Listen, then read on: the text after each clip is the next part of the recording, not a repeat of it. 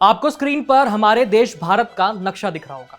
इसमें जो हाईलाइटेड हिस्से दिख रहे हैं वो भारी बारिश और बाढ़ की चपेट में है। पंजाब, हरियाणा, दिल्ली, हिमाचल प्रदेश, उत्तराखंड और जम्मू कश्मीर यानी लगभग पूरा उत्तर भारत भारी बाढ़ और बारिश से जूझ रहा है।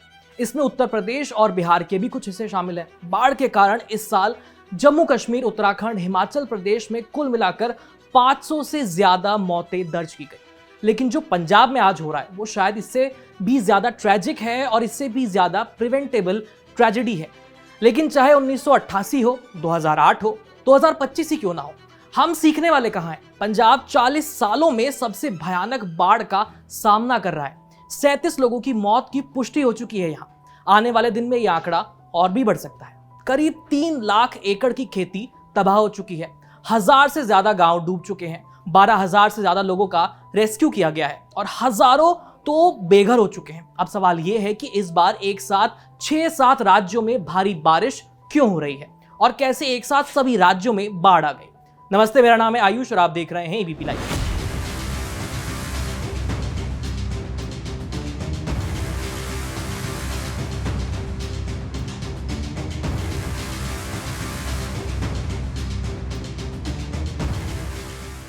पहले बात प्राकृतिक तबाही झेल रहे हिमाचल प्रदेश की करते हैं। राज्य सरकार ने पूरे प्रदेश को आपदाग्रस्त घोषित कर दिया है। इस साल मॉनसून सीजन के दौरान हिमाचल प्रदेश में अलग अलग जगह 43 बार बादल फट चुका है। 115 बार भूस्खलन की घटनाएं हो चुकी हैं। फ्लैश फ्लड की संख्या भी 95 तक पहुंच गई है। इन सब घटनाओं में 300 से ज्यादा लोग जान गंवा चुके हैं और 40 के आसपास लापता है। 850 से ज्यादा घर तबाह हो गए हैं। 27,000 से ज्यादा मवेशी बह गए। 1300 से ज्यादा सड़कें बंद हैं। अब पंजाब का हाल जानते हैं। ये वो राज्य है जहां बड़ी संख्या में खेती होती है। देश में धान की पैदावार का बड़ा हिस्सा पंजाब से आता है। लेकिन भारी बारिश और बाढ़ के कारण पंजाब का हाल भी कुछ ना कुछ हिमाचल जैसा ही हो गया है। 3 सितंबर को राज्य की भगवंत मान सरकार ने प्रदेश को आपदाग्रस्त घोषित कर दिया, क्योंकि राज्य के सभी 23 जिले इस समय बाढ़ से जूझ रहे हैं। करीब 1300 गांव पानी में डूबे हुए हैं। अब तक 37 लोगों की मौत हो चुकी है। राज्य के सभी स्कूल और कॉलेज 7 सितंबर तक बंद कर दिए गए हैं। जम्मू कश्मीर की बात करें तो जम्मू संभाग में पड़ने वाले अखनूर में चिनाब नदी उफान पर है, जिसके चलते कई गांव में बाढ़ आ गई है। डोडा जिले में रियासी में सलाल डैम के गेट खोलने पड़े। उधमपुर में लैंडस्लाइड हुआ, जिसके चलते जम्मू श्रीनगर हाईवे बंद हो गया है। सूबे के स्कूलों को 4 सितंबर तक बंद रखने का आदेश दिया गया। हरियाणा में भी कई इलाके बाढ़ और बारिश से प्रभावित हैं। झज्जर, हिसार, यमुनानगर, कुरुक्षेत्र, पंचकुला, ये कुछ ऐसे जिले हैं जहां इनके कई हिस्सों में कई फीट तक पानी भर गया है। स्मार्ट सिटी गुरुग्राम के जलभराव और कई किलोमीटर लंबे जाम की वायरल तस्वीरें तो आप देख ही रहे हैं। अब बात करते हैं राजधानी दिल्ली के हाल के बारे में। हरियाणा के हथनीकुंड बैराज से लगातार पानी छोड़ा जा रहा है, जिसके चलते दिल्ली में भी यमुना खतरे के निशान से लगातार ऊपर बह रही है। यमुना का पानी पुराने लोहे के पुल को छूकर निकल रहा है। साथ ही यमुना के किनारे बसे इलाकों में पानी भर चुका है। अब तक 11,000 से ज्यादा लोगों को शिफ्ट किया जा चुका है। इस पूरी तबाही का ओवरव्यू जानने के लिए आपको बारिश के कुछ और आंकड़े समझने होंगे, जैसे कि सिर्फ 2 सितंबर और 3 सितंबर के बीच हिमाचल प्रदेश में सामान्य से 423% ज्यादा बारिश हुई। वहीं पंजाब में 552% ज्यादा बारिश हुई। हरियाणा में 712% ज्यादा बारिश रिकॉर्ड की गई और ये आंकड़े बीते 48 घंटों के हैं। साथ ही मौसम विभाग के ताजा अनुमान के मुताबिक आज पंजाब, हरियाणा और हिमालय के क्षेत्रों में भारी से बहुत भारी बारिश हो सकती है।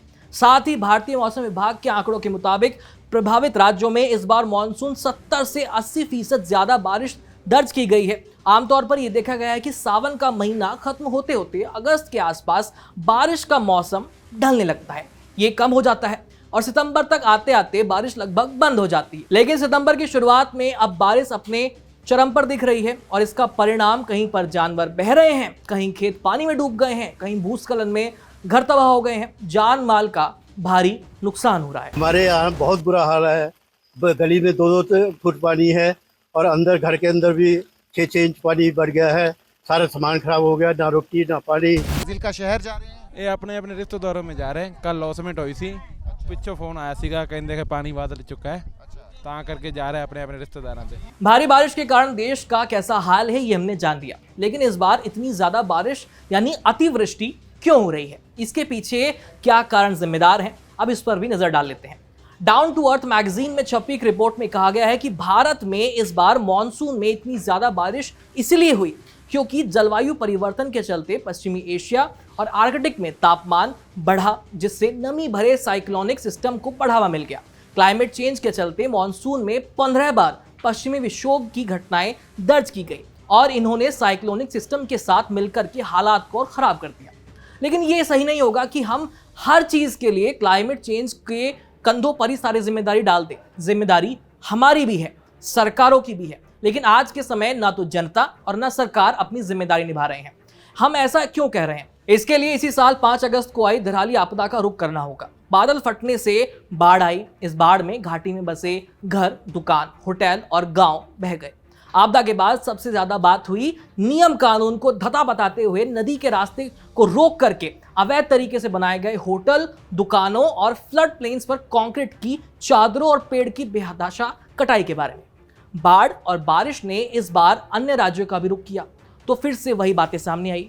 इंडियन एक्सप्रेस में छपी दिव्या गोयल की रिपोर्ट में पंजाब में आई बाढ़ के पीछे 4 बड़ी वजहें बताई गई हैं। इनका जिक्र किया गया है। पहली वजह, पानी निकासी के प्राकृतिक रास्तों को पूरी तरह से चोक कर दिया गया है।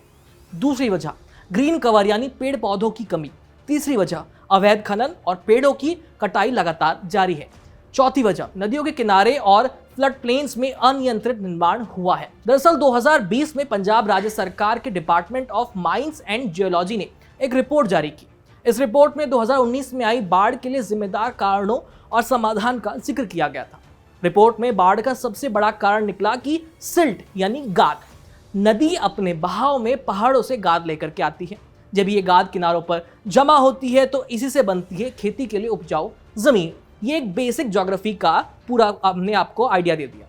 लेकिन इंसानों ने नदी को कंट्रोल करने के लिए दोनों किनारों पर ऊंचे ऊंचे तटबंध बना दिए और नदी से गाद नहीं निकाली गई। नतीजा ये हुआ कि गाद अब एक बहुत छोटे और बहुत पतले कॉरिडोर में जमा होने लगी और नतीजा ये होता है कि नदी की पानी ले जाने की क्षमता कम हो जाती है। और भाई पानी किसी की सुनता नहीं है, वो तो अपना रास्ता कहीं ना कहीं से ढूंढ ही लेता है और भारी नुकसान फिर किसानों को सहना पड़ता है। 5 साल पहले आई इस रिपोर्ट को देखकर, इसे पढ़कर पंजाब सरकार को डीसिल्टिंग प्रोग्राम शुरू करना था। हर कोई यही सोचता है ताकि नदी की जो पानी ले जाने की क्षमता है वो कम ना हो।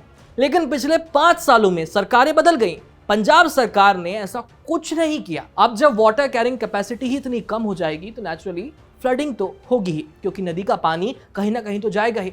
ये सब जानते हैं कि सरकार ने इस पर खास फोकस नहीं दिया। अब आप सोचिए, जो पैसा पंजाब सरकार बाढ़ से लोगों को रेस्क्यू करने में खर्च कर रही है, अगर वो पैसा नदी से गाद निकालने में लगाया होता तो आज पंजाब का इतना बुरा हाल न होता। इस बार की त्रासदी ने पंजाब को साल 1988 का दौर याद दिला दिया है। तब सतलुज, ब्यास और रावी नदियों ने अपना रौद्र रूप दिखाया था और 500 लोगों की जान गई थी उस समय। आज भी तीनों नदियां उफान पर हैं। ऐसे में सवाल ये पूछा जाना चाहिए कि 1988 से लेकर के अब तक आई जितनी भी सरकारें हैं, क्या उन्होंने कभी भी डीसिल्टिंग नहीं कराई? इसके इर्द गिर्द के अवैध निर्माण को क्या वो नहीं हटा पाई? क्या इतने सालों में बालू माफियाओं को सरकार नहीं रोक पाई, जिनके कारण नदी के तटबंध इतने कमजोर हो गए हैं कि बाढ़ में कट करके वो बह जाते हैं? पिछले 40 सालों में हर बार ज्यादा बारिश होने पर परिस्थितियां और ज्यादा बिगड़ती हैं। सारे कारण अब भी मौजूद हैं और लिहाजा बाढ़ भी मौजूद है। आशंका है कि हालात और बिगड़ सकते हैं। चलते चलते आपको एक और बात बता देते हैं कि हमारे देश में सिर्फ 10% शहर ऐसे हैं जिनके पास स्टॉर्म वाटर सीवेज सिस्टम है। यानी अगर भारी बारिश होती है, ज्यादा पानी आ जाता है, तो ये स्टॉर्म वाटर ड्रेनेज सिस्टम पानी को तेजी से और सुरक्षित तरीके से शहर से बाहर निकाल सकते हैं। सिर्फ 10% शहर ऐसे हैं देश में जहां ये सिस्टम मौजूद है, बाकी कहीं नहीं। इसलिए 1 घंटे की बारिश के बाद बड़े से बड़ा शहर पानी के अंदर आपको तैरता हुआ मिलेगा। साथ ही नहरों को भी आपको और ज़्यादा इंप्रूव करना पड़ेगा। नहरों का इस्तेमाल सिर्फ सिंचाई के लिए नहीं किया जाता, बल्कि अचानक से जो पानी आ जाता है उसको शहर से निकाल करके किसी नदी तक ले जाने में भी इनका इस्तेमाल होता है। ये सारे उपाय और समाधान किए जा सकते हैं। इन सारी चीज़ों के लिए सर्वे हो चुका है, रिसर्च हो चुकी है, इनके लिए पैसा भी मौजूद है। टैक्स का पैसा बहुत है सरकार के पास, लेकिन कहीं ना कहीं फोकस नहीं है, क्योंकि हम बहुत ज़्यादा पॉलिटिक्स खेलते हैं, अस वर्सेस देम, 80-20 का खेल। लेकिन याद रखिए, जिस दिन नेचर 80-20 का खेल खेलने लगेगी, हमें अपनी औकात याद आ जाएगी। तो अभी भी समय है कि ये सिचुएशन देखो, कहाँ मुंबई डूब रही है, कहाँ एनसीआर डूब रहा है, कहाँ पहाड़ों पर तबाही मच रही है, कहाँ पंजाब में ये हालत हो रही है और ऐसा क्यों हो रहा है। नेचर ने बहुत वार्निंग दे दी, इसके बावजूद भी अगर आप आंखें मूंद कर बैठे हैं तो इससे बड़ी बेवकूफ़ी और कुछ नहीं हो सकती। फिलहाल इस खबर में इतना ही। मिलते हैं आपसे किसी और वीडियो में किसी और मुद्दे के साथ। मेरा नाम है आयुष, कैमरे पर थे हर्ष। धन्यवाद।